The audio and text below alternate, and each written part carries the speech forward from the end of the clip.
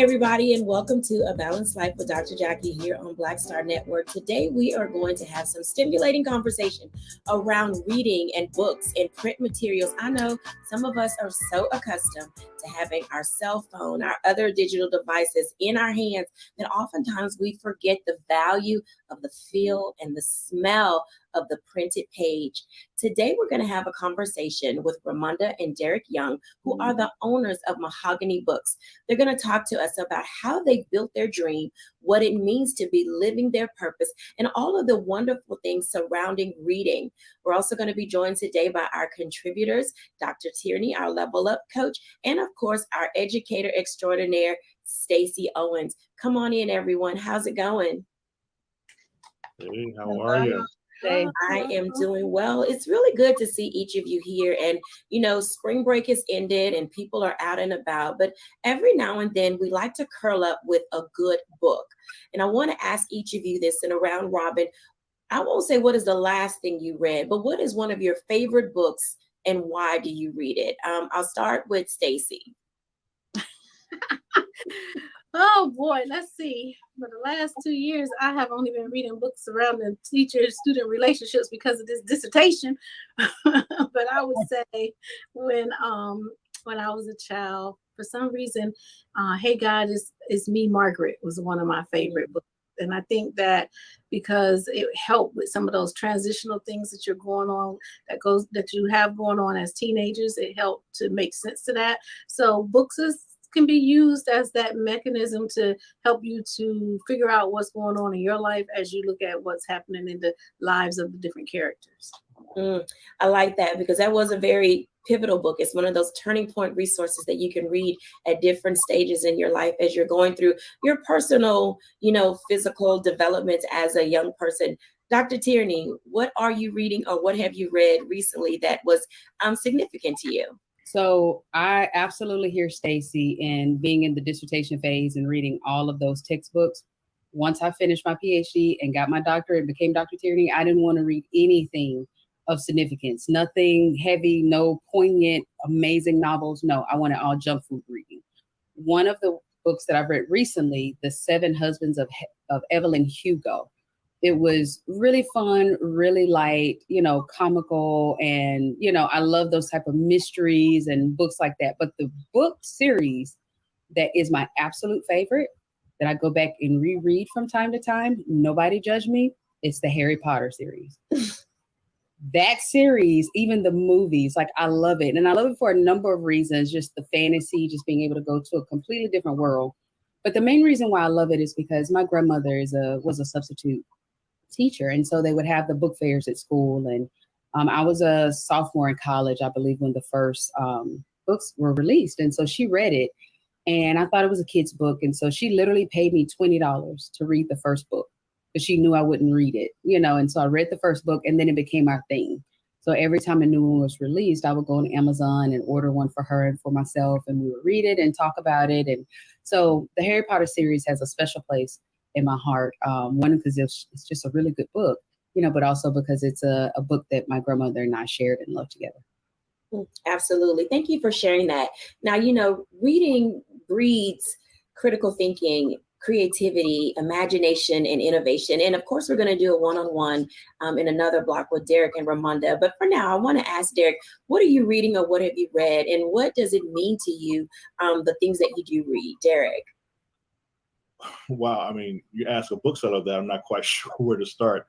I'll go with what really I think defined me as a person. It's a book I read in college, The Revolutionary Suicide by Huey P. Newton. That book just basically changed my life. It gave me the purpose, it helped to clarify what my purpose was, to be a person that was giving, work in the community, and sought to uplift and just have a life of significance. And that book, as I think back, it again, like I said, it changed my life. There's so many other books that resonate with me, but when you find something that can singularly identify your passion, your purpose, you know that is a book, or the importance of books at that moment. And his legacy will just forever be lived out by me through the work that I do because of what he wrote in those pages. I love the way that you said that, because oftentimes the things that we read do stick with us for quite some time, especially when they have a significant impact. They change the way we think, how we see ourselves as a part of history and culture and society. So Ramonda, tell us a little bit about what you're reading or have read in a book of significance for you. Wow, good question. One that really sticks out for me is called Acts of Faith, and it's by Iyanla Vanzant. And it's just a small book.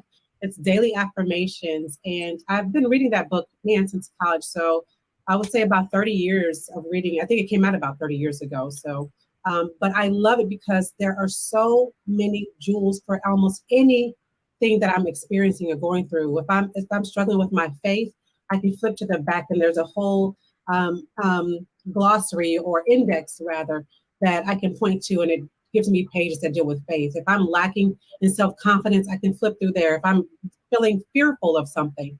And so for me, I keep it by my bedside. If I'm dealing with, right now, my having health issues with my dad and just really needing to shore up what my feelings are, that Acts of Faith book does it for me every time. And it's a book that I recommend to people. I gift it to people. But it's one that I keep very close to me, that I cherish. But that book there is like I don't want to say my little Bible, but it's something very dear to me. And then the other one I would say is Asada by Asada Shakur. Totally different than Acts of Faith. But when I think of a strong, resilient Black woman and all that she went through and experienced in her journey, in her life, that one gives me the power and the muster to really stand up tall and really be proud of who I am, because of what she travailed and what she persisted with in her life. So both of those books really impacted me in a very real, very rich, very visceral way. And I keep both of them by my bedside. Very good reads. I want to double back for a second to Stacy, because all of us are talking about books that we read, at various stages and seasons of our life. And Stacy, as an educator and someone who runs a school, talk to us about the value and importance of introducing kids to physical books. What are some of the benefits that you have seen, and at what age are you introducing kids to various levels of book reading and series? So first of all, I would tell anybody who works with kids, parents, you need to start that reading process before your child can even communicate. Because if you're reading to your child daily, you can expose the child to about 290,000 words before they even enter into kindergarten. And that is a phase or stage that the word vocabulary can help with getting you faster to the understanding of what you read and so forth. So we should start reading very, very early on. And in terms of, the different types of books you should expose your child to, all kinds. Let children see themselves in the book. So make sure you're purchasing books that have pictures and images and experiences that are similar to the child. So the books should be very diverse. And I would also say make sure that you use the book to align the child to the character. Like, ask questions as you're reading. Like, how do you feel about this?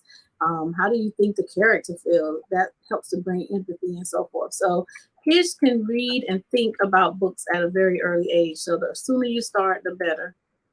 What are some of the skills that children learn when they do read early? I know we talk about being able just to advance to the next grade level, but there are things such as critical thinking and awareness and, objectivity. How do books play a role in character development?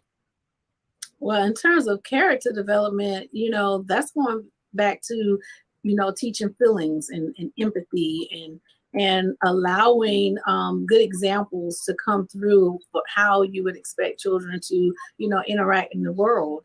But you really want to just work on those listening skills early in the game. Listening to books helps to increase your listening skills and your language skill development. So it's a lot of different facets that you can get from engaging students in reading books. Mm-hmm. So I want to ask everybody this question, because Stacy just mentioned one of my favorite. Now, I like paper books, but I've gotten to that stage in my life where I really don't care for paper because it's just around. The difference between an audiobook and physically reading a book, which one do you all prefer? Derek, I'll start with you.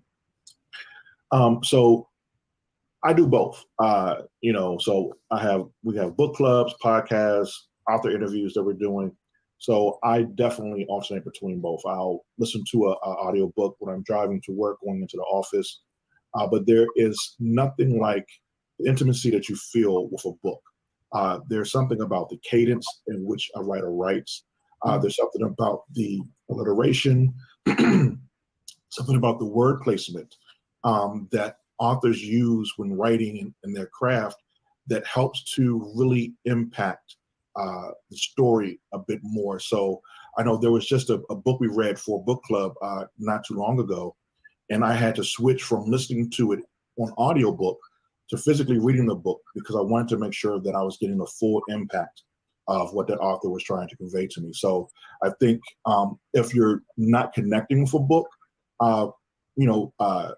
through an audiobook, I would definitely recommend to a reader to take time out to switch to a physical book because maybe you'll just get a much better connection, much better feeling with that story. Absolutely. Ramonda, what about you? Yeah, I would lean more to physical books. I love creating the voices of what the characters sound like in my own head. And so I have listened to audiobooks. When I do click them, I'm like, wait, that's not how it sounded in my head. So I love having that freedom, that liberation that liberty to just hear the voices as I think that they should be represented in the story. So definitely physical books for me. I just love folding down the pages all day and earmarking where I've stopped and where I need to start. But physical books do it for me every time. Absolutely. Dr. Tierney.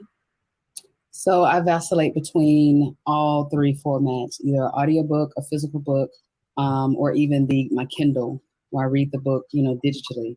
And I echo what Derek said. It just depends on the book itself. So when I listened to Viola Davis's her autobiography, I wanted that one in audiobook because I wanted to hear her voice tell her story in the way that only she could, But there's some other books that I want the paperback experience or to feel the pages or like Ramonda just said, to make the voices in my head of what the character sounds like, even what they look like, and just to make that come alive in my head. So I do all three formats. Absolutely. And Stacy. I think I'm going to say both, but I think depending upon the age of the child. So if I'm with the kindergartner or, first through second grade child, I want to put that book in the hand. They need the physical book because they need to learn the other parts about a book, the front cover, the back cover, the spine, what direction the book should be held. There's so many important things that you should do in that book awareness stage that younger kids need. And then as, students get older, if you want to move to the audiobooks, that is fine because sometimes we should listen to books that are written at a higher level than what we're actually comprehending because that will help to improve our comprehension as well. So the audiobooks are good too for some of the older students as we move along. Absolutely. Thank you for sharing your insights about what you prefer to read and why it matters to you. I think as our audience is moving forward and discovering their relationship with books, it will be important for us to do a little bit of a deeper dive as it relates to going into physical bookstores. When we come back, I want to have a one-on-one with Derek and Ramonda so we can not only just talk about Mahogany Books, but to learn a bit more about how they are moving forward and living their dream. We'll be back in a moment after the break.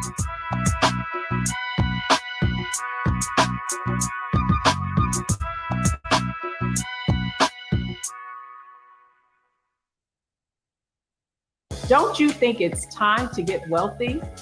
I'm Deborah Owens, America's Wealth Coach, and my new show on the Black Star Network focuses on the things your financial advisor or bank isn't telling you. So watch Get Wealthy on the Black Star Network.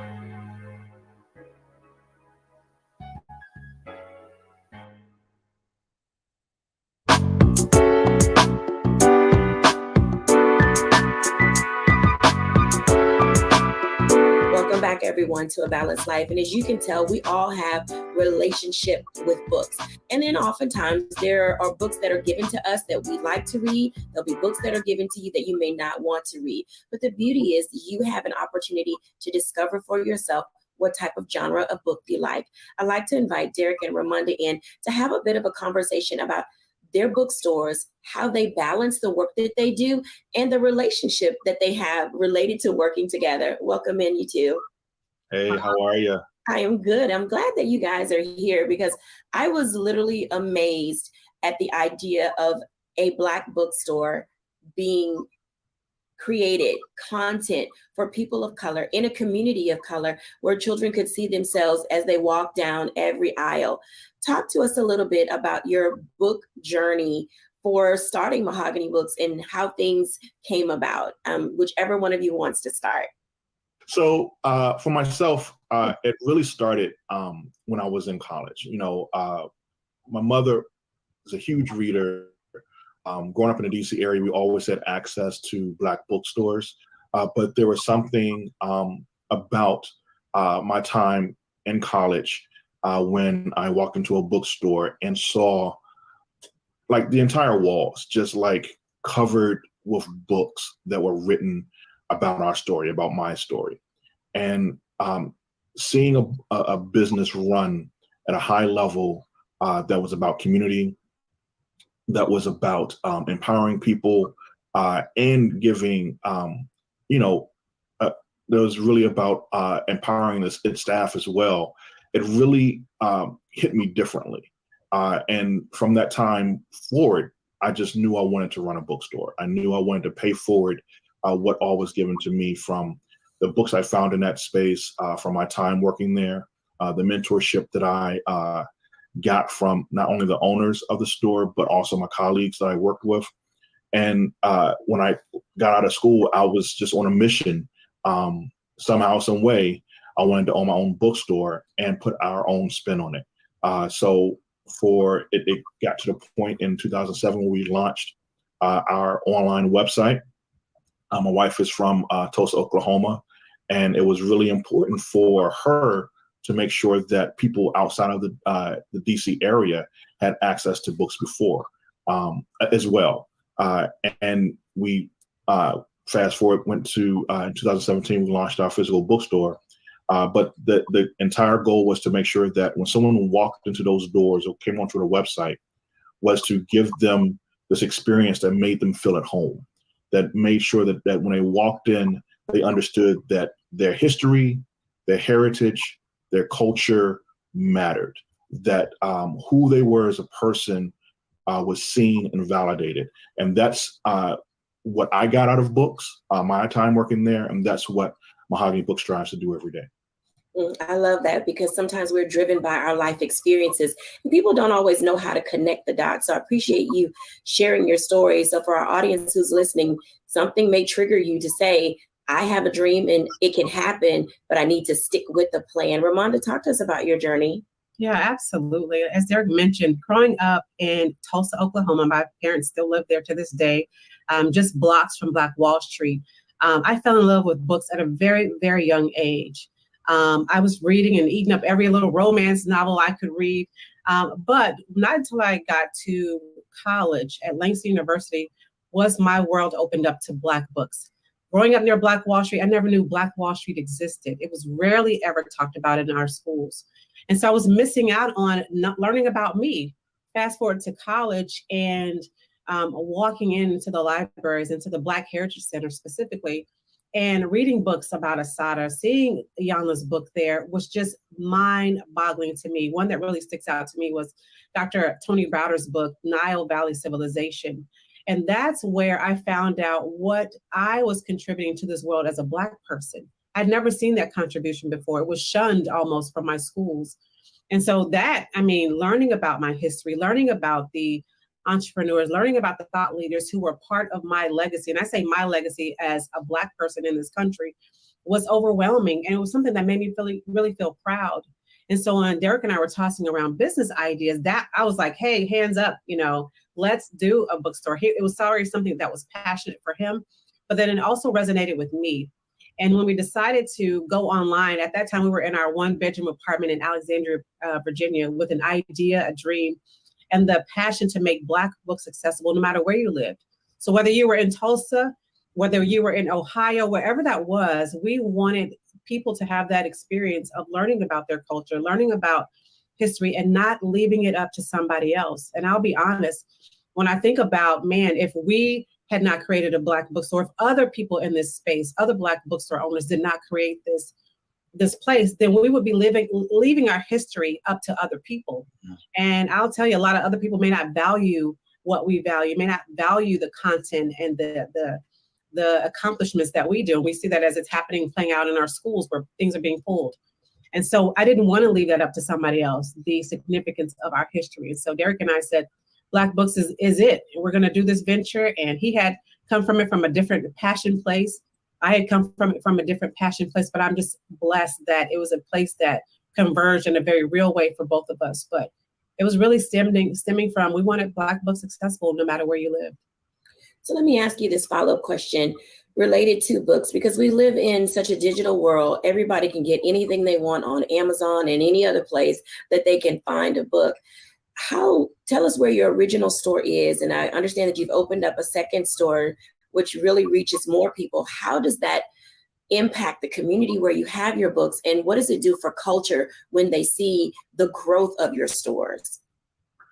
So our first store is in my hometown, Southeast DC. So I'm extremely proud of that. Maybe a block or two from where I played as a kid at my grandmother's home. But having a bookstore, a physical space for people to walk into, what people get from that is an enveloping presence of culture, of significance. And we know that when people come in, we've seen customers come in and tear up because of a very emotional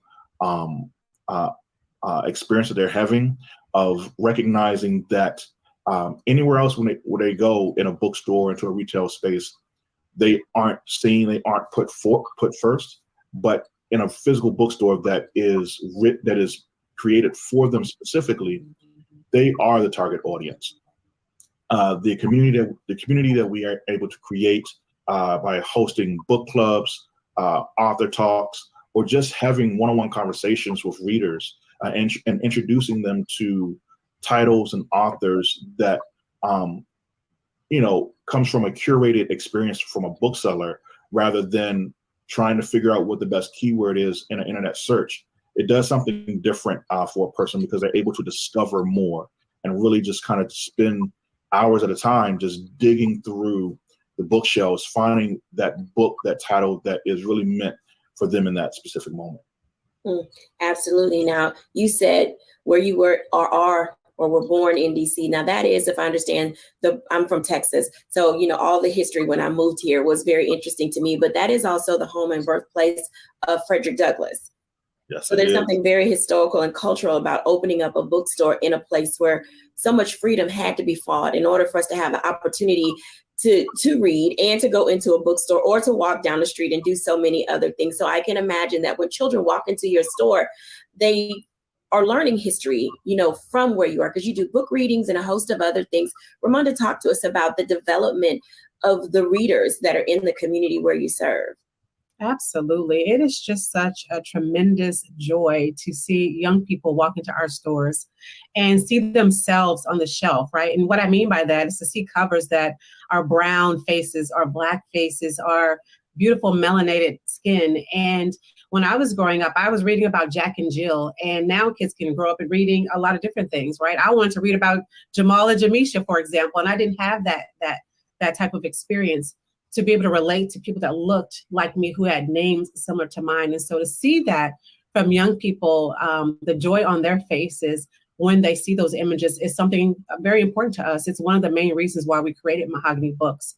We wanted to see ourselves on those pages. And so from young people all the way up to adults, as Derek mentioned, I remember him really coming home telling me about a story about a gentleman who walked in our store, and he kind of stood at the threshold of our Anacostia store, older gentleman, maybe 60s, maybe late 60s or early 70s, and stood there, and he didn't walk into our store, Jackie. He stood at the threshold and he just slowly looked from left to right and really slowly looked at all the shelves and looked at the books, and tears started coming down his face.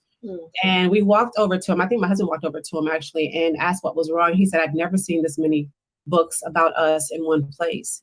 And so that's what we're doing. So many of us have gone through our journeys not being seen, not being heard. And I say that as Black people in this country, to be honest, and to walk into a space where the music reflects who you are, the pictures on the wall reflect who you are, and then the books on the shelves do that as well is something that will keep us connected to our purpose for many, many years to come. And so from young people seeing that to people who are senior to us, seeing that is important to us in the work that we do. Absolutely. Now you give me a perfect segue. I want to invite Dr. Tierney in for a moment because you just said connected to purpose.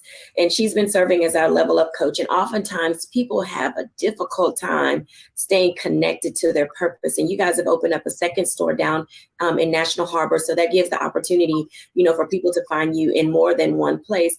Dr. Tierney, talk to us for a few moments before we go into block 3 about being connected to purpose and the value in staying true to it. Absolutely. Absolutely. So I always say that when we lock into who we are, and that can be who you are as a person, who we are as a culture, you know what I'm saying? When we lock into our who, then what we do flows naturally from that, and a lot of times we get so focused on what we're doing that we haven't locked into our who. And so we're just doing all the things or doing the most, and we're not really having the impact that we are really designed to have. We may be profitable at something, but really we may still feel that void at the end of the day, and so what Derek and Ramunda are talking about is that they have locked so far into their who that they are helping us to unlock our who through the magic of books, through having this amazing repository of African-American literature that's right on these shelves. And it's one of the things that as you were talking, I was just thinking about, like, man, I don't think I've had that experience. I haven't walked into a bookstore and just seen me on every shelf and every aisle. And you know what? I think I might need to go to the DMV just to go stand in the door and look left to right and experience that, myself, because anytime we're going through life, we're constantly need to be in a space where we're constantly discovering who we are. We're constantly tapping into who we are, be that through an amazing book from someone that looks like us, be that from tapping into our culture, whatever that looks like for you, making sure that you are really tapping into who you are. That's how we start to really unlock that purpose piece. Absolutely. Life brings us so much wonder and amazement. When we come back after the break, let's continue the conversation, because along with living the dream, there's balancing the dream. And we'll be back in a moment after the break.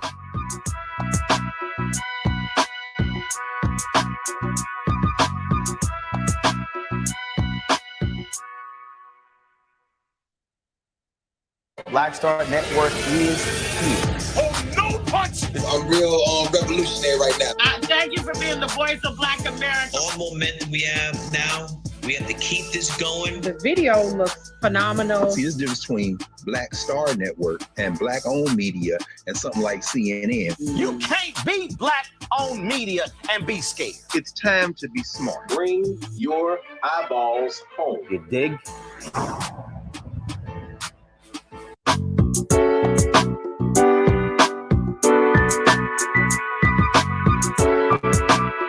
Welcome back, everyone, to A Balanced Life. And as you can tell from listening to the stories, books give us an opportunity to kind of fall into another season, to fall into another space, to just kind of be taken away by the words on the pages, because our imagination is captivated by the words on page.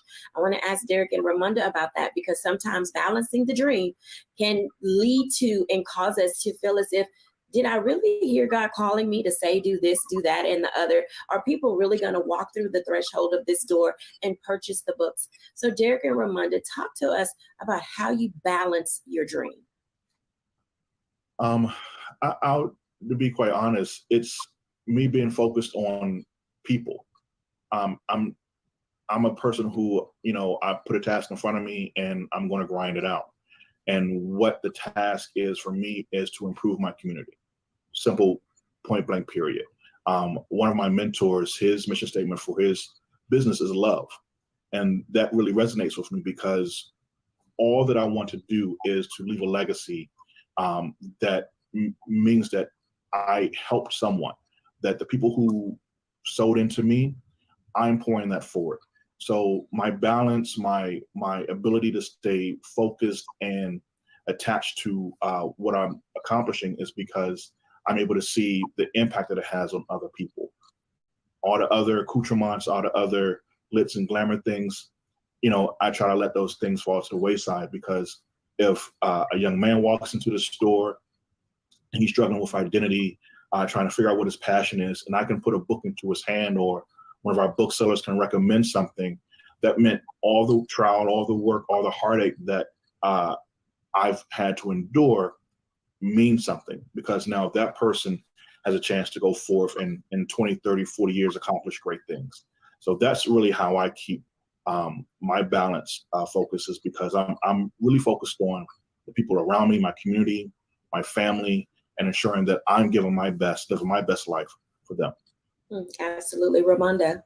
Yeah, and I'll come from a different angle. And Derek is right. People, community is huge. Why we do it keeps us focused. But as a mom, as a wife, then, there's a whole different piece that gets folded into that when I think of balance. And I'll be honest, Jacquie, I think I struggle with the word balance. I've come to love the word harmony, and having a more harmonious type of home, a more harmonious type of space that where my husband and I and our teenager can operate in. I used to, say balance, everything was 50-50. And now I've looked at, whether it's responsibilities in our home, whether it's, it used to start with Derek has to take out the trash all the time, or Derek mows the lawn. Well, for us, if Derek was busy with something, then let me get out there and do the lawn, or get somebody else to do it. Or if it was taking out the trash, I can do the trash this time. And what I've learned to do is really focus on what works for us, right, in our home, and finding that harmony in our home, and not let my ego get into the space, and not compare it to other people's. Other people's may have a whole different type of scenario, and making space and giving grace for them to run their household as they want. But I think for me, it was just kind of juggling those pieces and making what works and what felt natural for us, and being okay with that, and then communicating it with between each other, and not assuming I was going to do this, and not assuming he was going to do that, but talking about it, and getting a space of us being on the same page with something very huge when it comes to creating harmony in our life. So that's what has worked for us. The last thing I will add to that is when it came to our schedules, at one point, I just really distinctly remember Derek was booking things on our calendar. I was booking things on our calendar. And then our teenager had things on the calendar. And we were double booking, triple booking. It just looked crazy, to be honest. But that was an area where we had to work on. So now we probably have about 6 or 7 calendars. I have a personal calendar. So if I have a manicure, it's on that calendar. If we have something that our teenager is involved with band or something, that's on our family calendar. Then we have our work calendar for Mahogany Books. We have events. So all these different pieces all work together for us to really have a good glance of what's happening in our lives. And so that harmony came from those things, us kind of tweaking and finding tools that really, really work for us. For some people, having 5 or 6 calendars may be overwhelming. For us, it works like a dream. And I'm just excited that we found something that really, has stuck with us through all these years. I think that's an excellent tip. I have 5, maybe 6 or 7 emails, and they're for different organizations, different purposes, and they serve their purpose for me well. So I'm going to ask each of you this. Derek, what is one tip that you would share with our audience about discovering either harmony or balance as it relates to self or business? I think I would say it's, one, being true to yourself, doing the internal work, asking yourself the hard questions to really kind of hone in on what is your purpose, what is your passion, and what makes you happy. And just being honest with that. And, I think what I've had to do is to come to terms with, not come to terms, I had to just be honest and recognize that what really makes me happy is seeing my wife smile, is being a supportive dad to our teenager, showing up at their events and just being the crazy dad in the stands.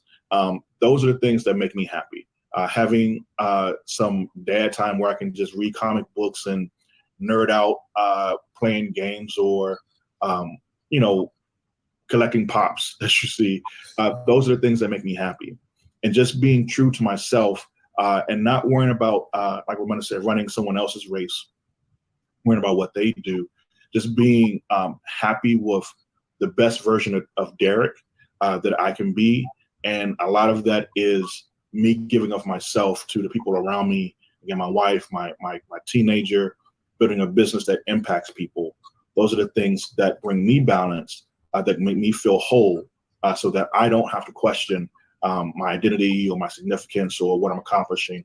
I feel grounded in that my existence has impact. Absolutely. Ramonda?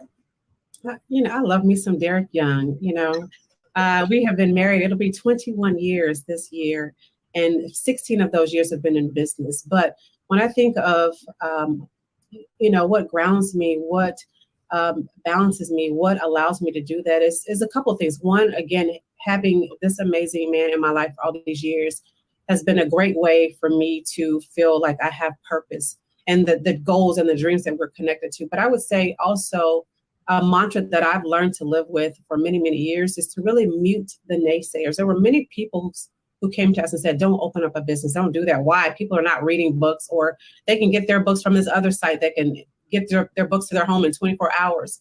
And so I had to learn to mute those naysayers and turn up my own voice. And when I did that, when I turned up my voice, when I turned up what Derek was saying and the vision and purpose we have for our life, it allowed a lot of things to fall into place for us.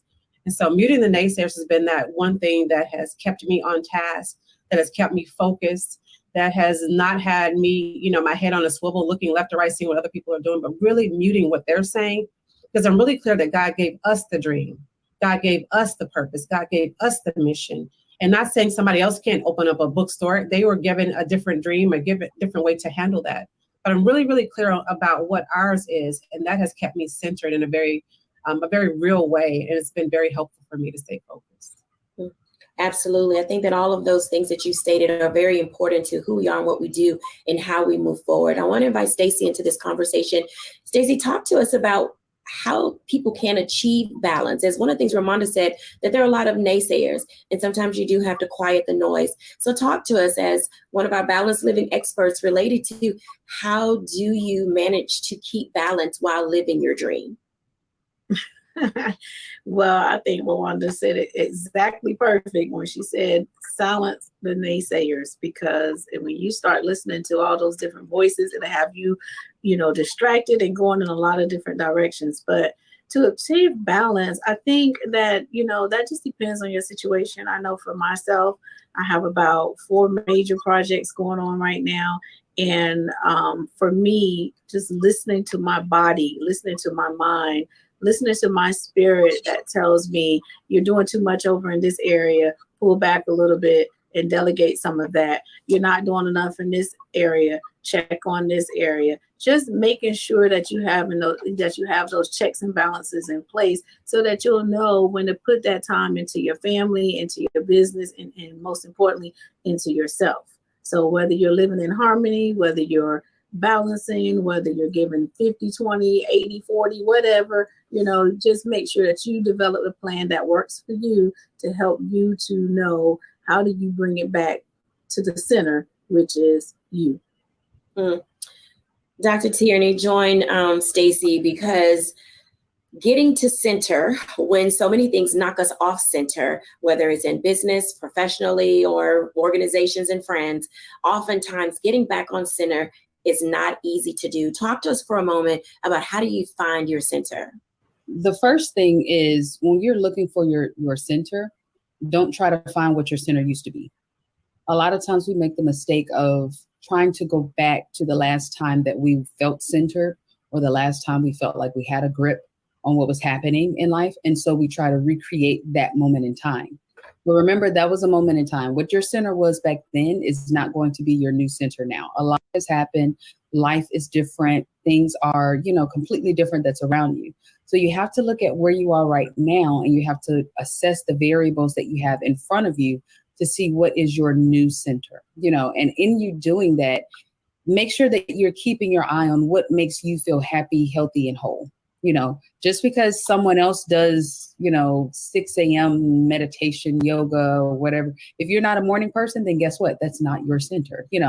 Find what works for you, what works for your life, what works for your well-being, what works for your household, what works for your health, and focus in on that to help find your new center.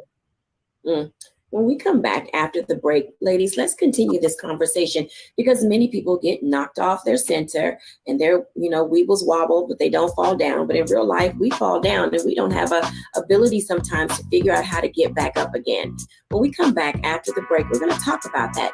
How do you not only find balance, but maintain and stay balanced? We'll talk to two of our balanced living coaches, Stacey and Dr. Tierney, when we're back after the break.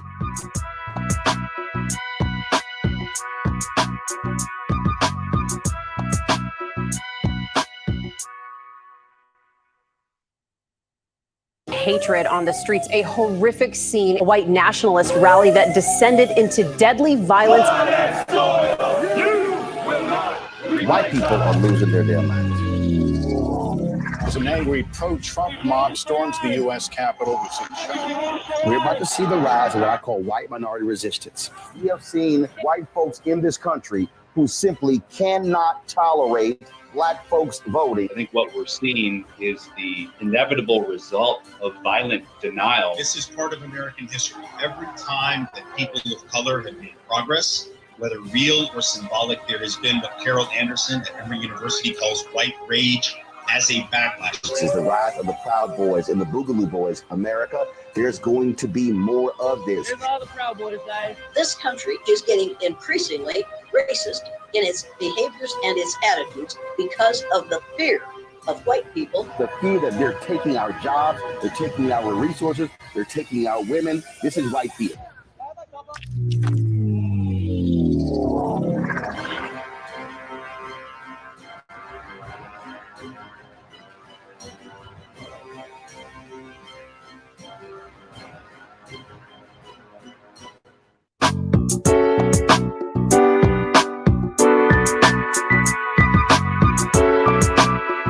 Welcome back, everyone, to A Balanced Life. And Dr. Tierney said something that was very interesting. She said, don't try to find what your center used to be.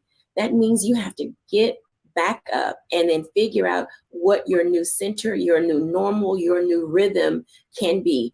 I want to ask Stacey this question because sometimes you've got a rhythm, you're doing your thing, and all of a sudden, bam, you're just kind of knocked off and you're falling over trying to figure out, number one, what just happened? And number two, do I want to go back to that again because I didn't like the way it felt? Talk to us for a moment about how do we get back up when we've been knocked down in order to be able to learn from our life experiences? Well, I'm going to use a recent thing that just happened to me. As you know, many, if you follow my story on social media, you know that our school was going through a renewal process and we were marching on along, doing everything just well. And unbeknownst to us, we did not see it coming. One board decided that they were going to recommend that our charter not be renewed. Talk about being knocked off your center, knocked off your feet, taking a hard punch. All of that happened for my staff and myself because we just never saw it coming for us. And so to get back centered, one, I had to be in that moment. Like I had to embrace that hard punch. I took the punch and then I had to reflect on it and say, oh, okay, wait a minute, what's happening? And then I had to be flexible enough so that when I got back up, I didn't waddle in what happened. I didn't stay in that moment of thinking, oh, wait, me thoughts, or letting all the negative thoughts, enter into my mind and take over. And that flexibility and saying, all right, in this, I'm supposed to learn something. I'm going to, when I get up, have to do something different. So now I need to not hold on so tight to how things used to be because it was pushing me into a new space. And so once I did that, the second board or the final determining board gave us a second opportunity and they said, we're going to reverse that decision and allow you guys to operate 3 more years. And in that, everything changed the very next day. I mean, new things was coming at us very rapidly. But again, we had to be open so that it would flow like water. Because if I would have stayed too tense and stayed thinking about the thing that happened 3 days ago when I got to know, then I would have blocked the blessing of the opportunities that came from being able to move forward. And it's just making adjustments. So being flexible, free spirited, open, and just ready to take on any challenges that you have coming your way, that helps you to recenter back to self. Okay, so follow-up question, because a lot of what you said was mental. And I'm thinking, how do you process those things? Because oftentimes people lose their cool because they don't know how to process. You said, absorb the punch.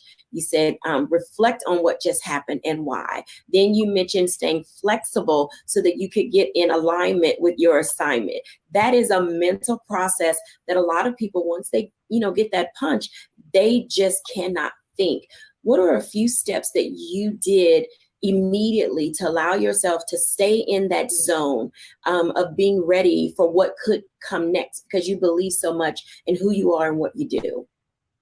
Yeah, so that process has taken a lot for me about increasing my emotional intelligence, because in the internal part of me, I had a lot of things that emotionally was going on. And if I would have allowed my emotions to get out of alignment or out of whack, I would want, your first feeling is anger. If I would have stayed at that feeling and stayed in the feeling of being mad or the state of being angry, then I wouldn't have been able to think about what is it going to take for me to go next. So I think for me, it was about balancing my emotions and knowing that I'm going to feel all of it. I'm going to have moments of being angry. I'm going to have moments of being sad, depressed. I'm going to have moments of being happy, but I need to, respect the feeling that I'm having at that moment, acknowledge that I'm having that feeling, but then think about what is the next step I need to do to move out of those negative into the positive. So for me, it was that increased emotional intelligence that I've developed over the years that helped me to just stabilize that whole process. Thank you for sharing that. I think oftentimes people hear what we're saying, and then they try to grab the nugget that they can hold on to that will allow them, if you will, for it to be their anchor or their lifeline. Because oftentimes, whether it's business, professional, organizations, friends, or family, we're all searching sometimes for that lifeline that can anchor us in order to get back to center again. Dr. Tierney, talk to us about recentering self and being able to move forward. Mm-hmm. So one of the exercises that I actually give my clients to help them focus in on their harmony, it's like Ramonda was saying, that harmony piece or that balance piece, it's an exercise that I give them that they look at the 6 key areas of their life: professional, relationships, financial, spiritual, emotional, and wellness. And I have them rate themselves on a scale of 0 to 10 in terms of their satisfaction in that area. Now, a lot of times what we want to do is we want to be perfect. We want to be all 10s, in those areas, but that's not life. Balance, harmony is not perfection. It doesn't mean that everything has to be going perfectly well in order for you to be satisfied in that area of your life. The key is that you want to make sure that you are hitting each of those areas of your life and you don't have any high peaks. So you're not at 10s in some areas and all the way at 0 in other areas. So once my clients take that, they rate themselves, I have them ask themselves some very poignant questions. They ask themselves, what areas do I need to focus in on? Where are the peaks and the valleys, in this exercise? 2, what's happening in this area right now that might be causing some of these peaks and these valleys? Did I get a health diagnosis? Is there something that's happening right now in my job? Is there some tension or some stressors in my relationships? Really looking at what's actually happening, not what you want to be happening, but what's actually happening. Then deciding, okay, well, what changes do I need to make in these areas? What adjustments, slight adjustments? They don't have to be huge, big adjustments, because remember, we're not going for perfection. Then ask yourself, who do I need to include in this area? Do I need to include my spouse? Do I need to include my friends? Do I need to include my doctor, a trainer? Who do I need to include in this area? And then the last question, what is the time frame that I want to accomplish harmony across these different areas in my life? This is the one that keeps us honest, because we could say like, oh yeah, I'm going to stop eating the donuts and do better in my health one day, well, when is one day? What day is one day? Is today one day? Is tomorrow one day? So by putting a timeline on it of when you would like to accomplish this harmonious balance in your life, that helps to keep you honest and actually helps you to move the needle forward. So as we're walking out this balance piece, those are some tangible action steps that you can do right now, today. Again, this is the exercise I walk my clients through to help them to really find their balance. Now, it's not something that it'll happen overnight or anything like that. This is a process that you continue to walk out. Balance is not something that you can just set it and forget it. Life is always changing. Things are coming at us fast, and so we never know from one day to the next what's going to happen. So that's why it's critical that we make sure that we are doing this type of assessment in our lives early and often. Early and often, oftentimes we get into that procrastination trap.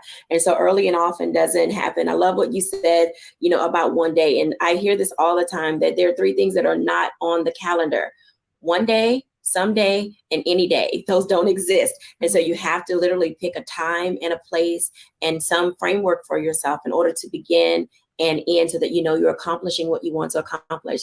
As we prepare to close out this block, I want to ask each of you, can you give our audience a tip or a challenge in order to help them be able to move forward when they do find themselves in that space of having to start anew? I'll start with you, Stacey. I think the tip that I would leave for today, when you find yourself in that space where you need to keep moving, is to do simply just that. Just keep moving. That's going to be always my slogan, because had I gotten to that moment when I was knocking off my foot, if I would have said, you know what, I give up and I stop, then I can't get to the other side. So, you can't get beyond it if you just give up on yourself. So never give up on yourself. Just always adjust and keep moving. Always adjust and keep moving. She said those 2 words. You notice how they just rolled off her lips, like, you can do this. And I agree with her. You do have to just let it roll off sometimes. You can't take everything personal. You have to figure out how to get thick skin and be able to move forward, because running a business, taking care of a home, managing a family, and all those other things that are a part of who we are as people in general, just oftentimes require us to just dig in and hold our ground. Dr. Tierney, what is your tip or challenge that you would give to our audience? So it's more so something I want you to remember. I recently put up a post of a quote of something that I heard that said, "You didn't come this far just to come this far." Okay, you didn't come this far just to come this far. It's more so I want you to wrap your mind around the fact that you can keep going. We oftentimes get stuck because we think that this is it. This is as far as I can go. This is as good as it gets. No, sugar, it gets better. Yes, life is hard. Yes, things happen. But you have to keep going, and you have to get that down in your shanana to say, no matter what happens, I'm going to keep going. It might mean that I crawl. It might mean that I walk. It might mean that I run. It might mean that I take a nap today and then I get up tomorrow and do a little bit more. But you have to remember that you didn't come this far just to come this far. Keep going, keep going, keep going. Let me ask you a follow-up question to keep going, because people have a tendency to look back, and then as they're going, they get discouraged because they do see some of their failures, but they don't see how far they've come. Oftentimes our vision is, skewed by so much trauma and pain that we can't see how far we've come from where we were. Just a little bit about that, if you will, Dr. Tierney. So, and now that was a post that I put up not too long ago before this last one. Stop looking back, because you're not moving that way. When we're driving our cars, we're not looking in our rear view to drive forward. So the more you continue to look back, then that ultimately will be the direction that you'll end up going. So stop looking back, because you're not going in that direction, not unless that's the direction you want to go, which, no, not with me as your coach. That's not the direction that you're going.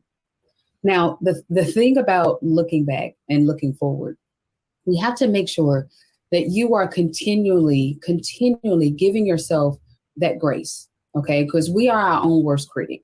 So a lot of times we look back because we're trying to beat ourselves up for the mistakes that we've made or the wrong turns that we've made. But here's the thing, and I think you guys have heard me say this before. I don't lose, period. I never lose. I make a mistake, whatever, the whole world could blow up. Dr. Tierney does not lose. I either win or I learn. That's it. So for every mistake, for everything that didn't pan out the way that you wanted it to, for every time that you had a woe is me moment, see that as data. See that as an opportunity to learn about the situation, learn about the culture, learn about the industry, learn about yourself. Learn something, and then apply that to the next time you get up and do it to keep going. Because eventually, if you keep learning and you keep learning and you keep learning, then you're winning and you're winning and you're winning. So when I tell people that all the time, they look at me crazy, like, what you mean you don't lose? No, I don't lose. I don't fail. I do not. I see that as an opportunity for me to continue to get better. And that's why, and that's how, and that's actually my secret of how I keep on winning, because I'm learning and I'm winning. I'm learning and I'm winning. So again, get that down in your shanana too, because it's that fear of losing or thinking that you've lost that has you looking back. And really you don't lose. You're not losing unless you're looking back and you're stopping. That's really when you lose. Absolutely. And to echo something of what she just said, if you want a book to tie into what she said, there is a book by John Maxwell that is entitled Sometimes You Win, Sometimes You Learn. I think it's all a matter of perspective. I'll give my reflections on that when we're back after the break.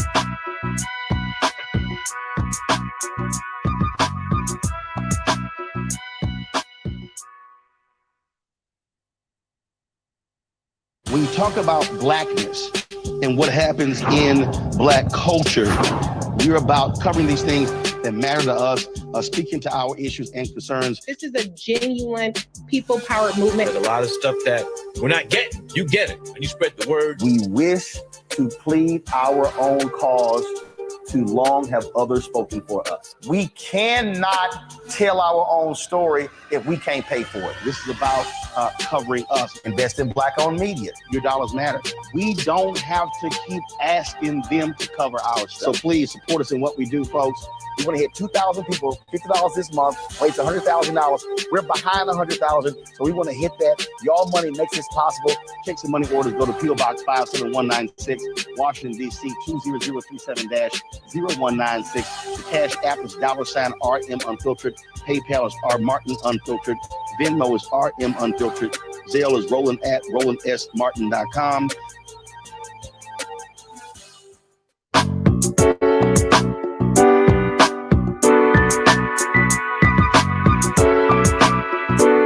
Welcome back, everyone, to A Balanced Life. And as you can tell, moving forward with living your dreams is always not easy. There are going to be people who will not believe in your dream. There are going to be people who will not hear what you're saying. There's going to be difficulty sometimes in getting your point across. One of the things that I have learned, and all of us, as you can tell here at ABL, have learned, is that when we got our call, it was a private moment. It wasn't a conference call. Everybody is not going to understand what it is that you're trying to do.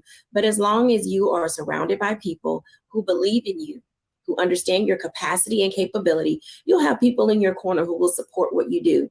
So maybe my challenge and charge for you today is coming through and out of this pandemic. There was something that was on your heart that you wanted to do, and you allowed the pandemic to keep you from being able to live, to dream, to pursue those things that mattered to you. So my challenge to you today is pick up a pen and a pad or a digital device and write down that dream again. Let it live within your heart and allow yourself to be able to see it coming to fruition. And then reach out to people, Dr. Stacy, yes, the future Dr. Stacy, and Dr. Tierney or myself, that we may be able to assist you with being able to live your dream and see your plans come to fruition. Go into Mahogany Books located, in Anacostia, Maryland, or go to their store in National Harbor. Walk into some bookstore and find some books on a shelf that will help you discover how to write out a business plan, how to live your dreams, how to get out of depression, how to not feel defeated. Whatever it is that you need, there is something that is either in a physical book or an audiobook that will help you discover how to get back up and live again. Thank you now for watching. Have a great day. Bye now.